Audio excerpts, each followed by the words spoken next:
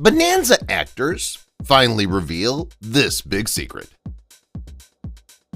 From 1959 to 1973, one iconic show ran on NBC. That show was called Bonanza, and it was the longest-running Western series in NBC history. The storyline of the series was simple and interesting. This is why it caught the attention of millions of people who became loyal followers of the series. The show captured the adventures of the Cartwright family. The leader of this family, Ben Cartwright, assisted by his sons, operated the Ponderosa Ranch in Virginia City, Nevada. Ben and his sons defended the city and assisted townsfolk who needed their help. Here are some secrets and insights from that much-beloved series. Making a case for fathers. Back in 1959, when the show debuted, most shows depicted fathers as dim-witted people who were controlled and dominated by their wives. The producer of Bonanza wanted something different. David DeTort, the producer of the series, wanted an admired father figure who was worthy of respect. He also wanted the allotted time increased from 30 minutes to 1 hour. He fought for these things on his show and he got them. The rest, as they say, is history. The characters never changed clothes. This show was definitely one of the most expensive shows of its era. It's not as if the producers didn't try to cut costs. For instance, the characters on the show never changed clothes. This simple ploy allowed the production crew to make use of stock footage sometimes to lower production costs. Facts about Michael Landon. This American actor, writer, and producer acted as Joseph, Little Joe Cartwright in the series. He played a number of minor roles before he landed the role in Bonanza, but he did a very good job on this show, and his work here established his reputation as an actor. His real name was Eugene Maurice Orowitz, but he wanted to use Michael Lane as his stage name. This name was already in use, so he settled for Michael Landon. He died at the age of 54 in 1991 after battling cancer for years. A multi-talented cast. As a television series, Bonanza had one thing going for it. The cast was full of talented individuals, and together they made a great team. The actors on the set were not just great in front of the camera, but most of them could sing. In 1964, 4 of the Cartwrights contributed to the Christmas-themed album Christmas at the Ponderosa. In addition, Lorne Greene managed to produce a single, Ringo, which turned out to be a huge hit in Canada and the United States. Why Pernell Roberts, Adam Cartwright, left the show. The American actor, Pernell Roberts Jr., acted as Adam Cartwright on Bonanza. He did a great job and was on the show for 6 years. However, he left the show in 1965 when the show was at the top of the ratings. At the time, many people wondered why he took this decision. Later, he admitted he might have lost $1 million by leaving the show when he did. However, he made it clear that it was the best decision for him to take at the time. He claimed he left the set in the interest of his emotional well-being. For good measure, he added that the job was very unpleasant and that he never regretted leaving. Roberts appeared on other shows after leaving Bonanza and achieved considerable success in his career. He retired in the 1990s and died in 2010 at the age of 81. The show inspired a restaurant chain. In 1965, Dan Blocker founded the first Bonanza Steakhouse in Indiana. Later, he set up the Ponderosa Steakhouse, and the food chain even expanded to Canada in 1971. These restaurants were inspired by the Bonanza show, and Dan Blocker should be commended here. He had the vision as well as the drive to make the dream come true. A chef in real life. Victor Sen Young played the role of Hop Sing on Bonanza.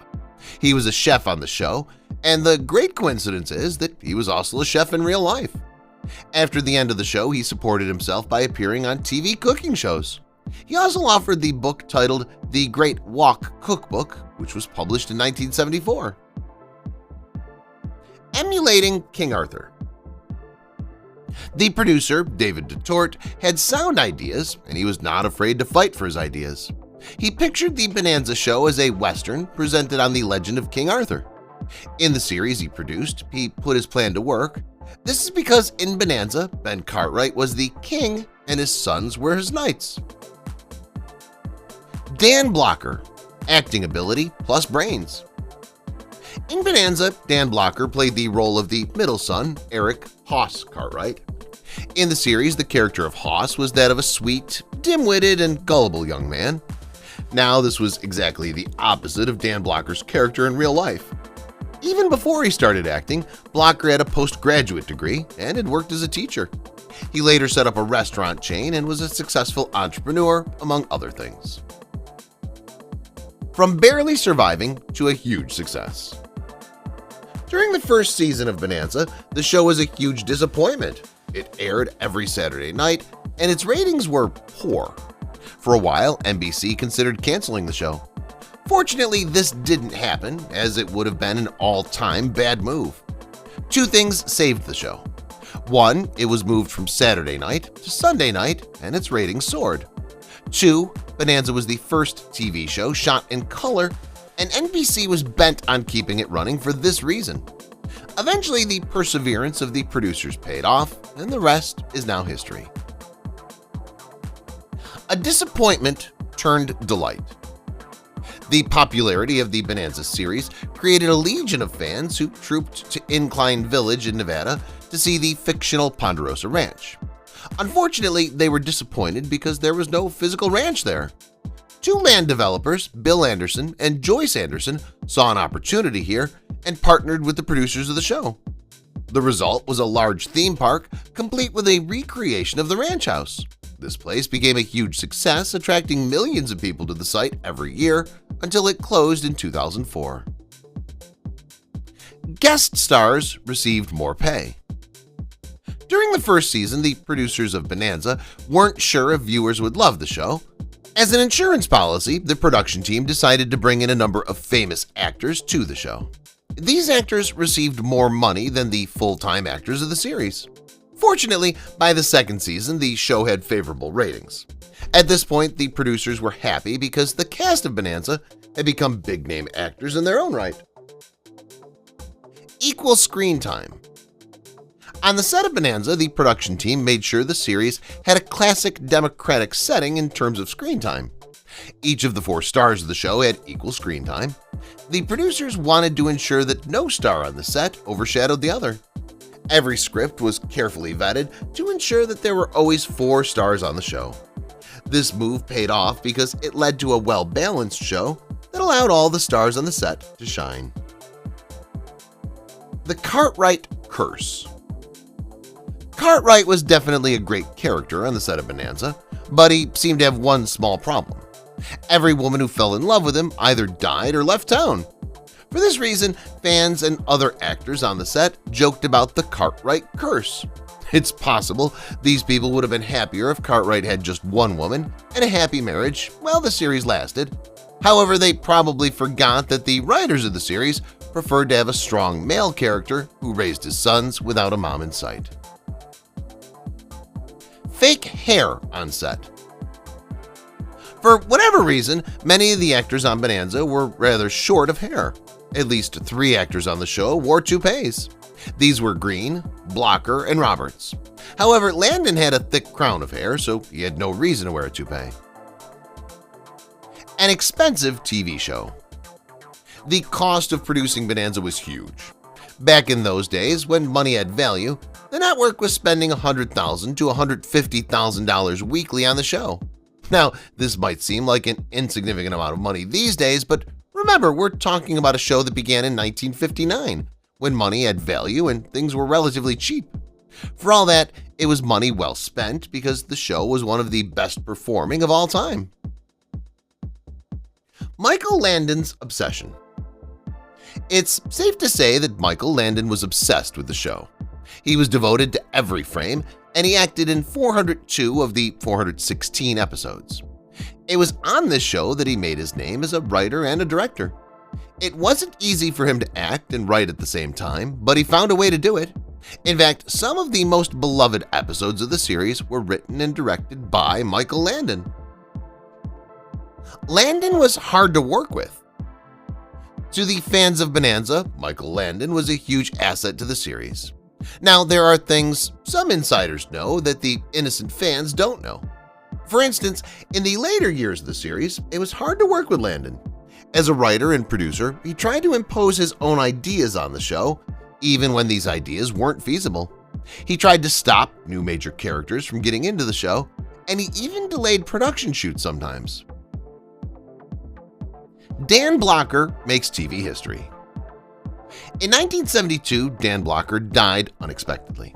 He was just 43 years old and was preparing for the final season of the show. As a mark of respect to the fallen actor, Michael Landon rewrote the script largely as a tribute to Blocker. It was the first time in TV history that the death of a character would be publicly acknowledged on air. More on Blocker. At the time of his birth, Dan Blocker was the largest baby ever born in Bowie County, Texas. He weighed an incredible 14 pounds at birth and was tipping the scales at 105 pounds in first grade. He grew up into a huge man, but he was a gentle giant for all that. He was not all brawn and no brain. Dan Blocker had a sound intellect, as well as he already had a postgraduate degree before he started his acting career. Hoss or Haas, or Dan Blocker.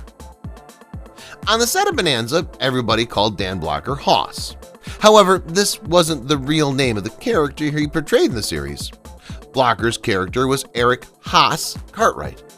However, his family and other people on the set called him Hoss, which was a play on his middle name, Haas. Dan Blocker missed out on a role in MASH. Robert Altman wanted Dan Blocker for the leading role in MASH. However, the producers of the movie overruled Altman and gave the role to someone else. The movie was still a huge success, and Blocker succeeded as a star in other ventures. Still, sometimes you have a sense of what might have been. Many people have wondered, and they still wonder, how Dan Blocker would have performed had he been offered the lead role in MASH. The color TV connection. Bonanza was one of the earliest shows to be filmed in color. At the initial stages of this production, its ratings were not as good as the producers would have preferred. However, it remained on air because RCA wanted to use the show to sell more color TVs. The ploy worked, and it had the added advantage of making the series one of the most popular TV series of all time.